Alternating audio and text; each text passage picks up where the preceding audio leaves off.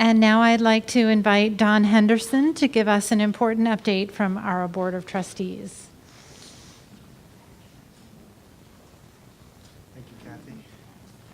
Good morning. As Kathy said, my name is Don Henderson. I'm a member of the Board of Trustees and currently serve as Vice President. Please mark your calendars to attend the annual meeting next Sunday, November 4th, right after service here at the Hawthorne Center. There will be a potluck lunch served, as well as the opportunity to extend our fellowship time. At this meeting, we will be sharing the vision that the Board of Trustees has created for the community as a result of the board retreat that was held a couple weeks ago.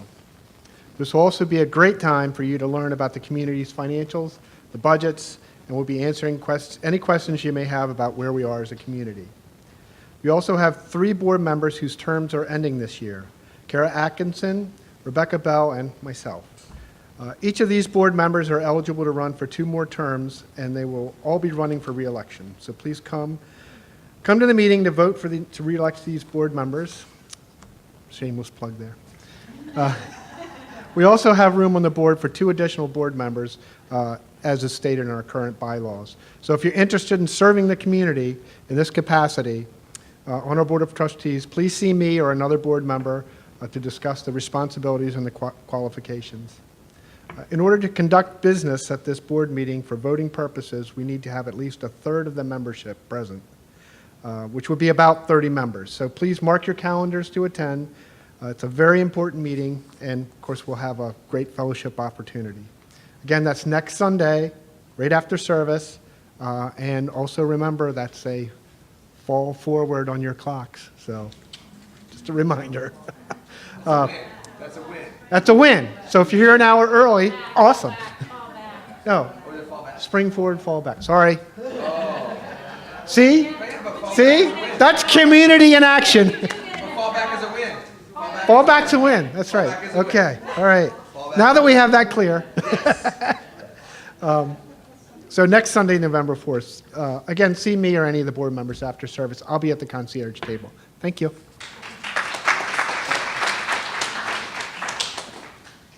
And now it's my pleasure to introduce our staff minister, Reverend Jenna, to share a moment of sacred activism with us.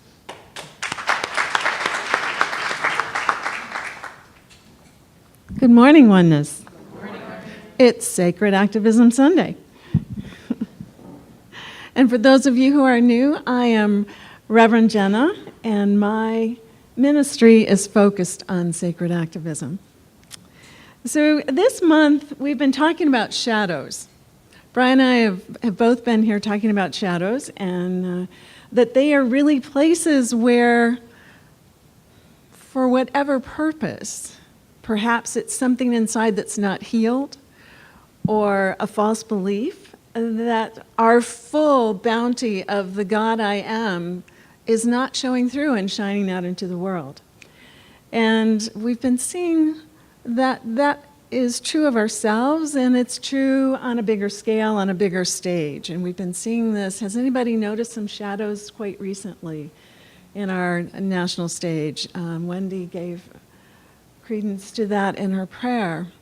So whether it's been blatant acts of voter suppression, such as in Georgia and North Dakota, the pipe bombs, or the synagogue shooting yesterday, we're seeing those shadows appearing, acting out at a much larger and sort of in the spotlight level. So we've also been talking about how we can dance with those shadows, both personally, in terms of a healing approach and formulating new visions. And we, in Science of Mind, refer to this in some ways as mental equivalence. And I always use the abbreviation ME, which sounds like me, because it is our own mental equivalent that we use to change our thinking and to be able to move into showing up in a new way in the world and with new expectations. So we're seeing that there is definitely a call to action. And interestingly enough, at the beginning of October, Dr. Ken Gordon Centers for Spiritual Living spiritual director for our entire movement, issued a statement regarding the vote. And this is posted on the Oneness website for those who would like to read further of his statement, but I would like to highlight what he says at the end, and that is, it is not enough to sit on the sidelines in apathy, anger, complacency, or spiritual withdrawal. We must take responsibility for our choices and actions, and we must show up. Now, that was with regard to the vote and in support of our electoral process. And I'd like to say this, in terms of our own MEs, that mental equivalent. We vote all the time. Now, whether it's in early voting or on election day, we cast one vote in terms of our political process. But in terms of our consciousness and our thoughts and our feelings, let's recognize that we are voting all the time. And that brings us to question, where is my vote being cast? What is it that I am voting with every thought, with every feeling? And that's one of those places where we can just say, hold up, pause, let me witness this. And where do I really want to be on this? What is my mental equivalent for a higher knowing? So today I invite us into a spiritual practice, and this is our first fruits, our first outcome from the Sacred Activism group that has been meeting monthly.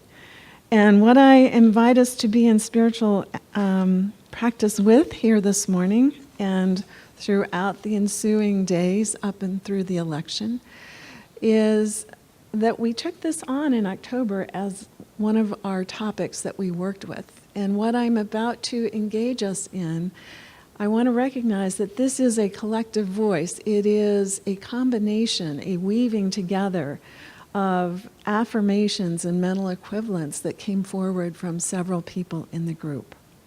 So I invite you to settle back into that wonderful, quiet and centered place. Into that place in which we know that there is one power, one presence that is absolute, eternal, and infinite. That is always and only love, the wisdom of love, that is ever present in every place, in every situation.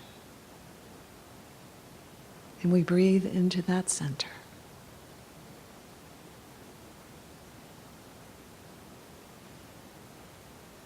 And in that loving, peaceful center, let us know that we, as God in expression,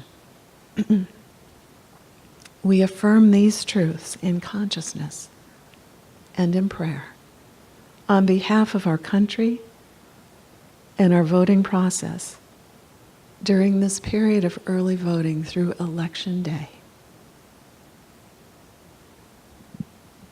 Our paramount value and truth honors a nation that recognizes and celebrates equality, the gifts of diversity, and honors the sanctity of every citizen.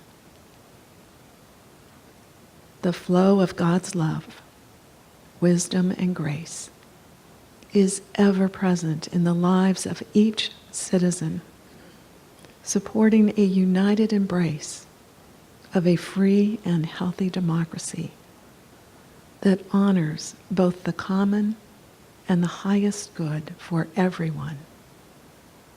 Everyone, regardless of race, creed, gender, economic value, age, or political affiliation. All participating in this election experience respect, ease of access to voting places, and the blessings of peacefully and safely exercising their right to vote. As a nation, we understand the strength and value of a compassionate and unified citizenry working together for the common good as our greatest achievement, our greatest stability and well-being. We know that right and perfect action transpires everywhere in our nation and results in a leadership that represents its citizenry, leads with integrity, and acts to support a nation that works for everyone. We hold a high watch for this expectant truth through our consciousness and ongoing prayers, ever grateful for all others whose actions and prayers peacefully safeguard our democracy and our right to vote and representation leadership to the highest degree. Knowing that anything unlike these truths now dissolves in the light of truth, we gratefully entrust and surrender this to God, knowing this continually unfolds and blesses our nation's experience. And so it is. So it is. This will be posted to the website, and there are a few copies on the back table. Blessings all.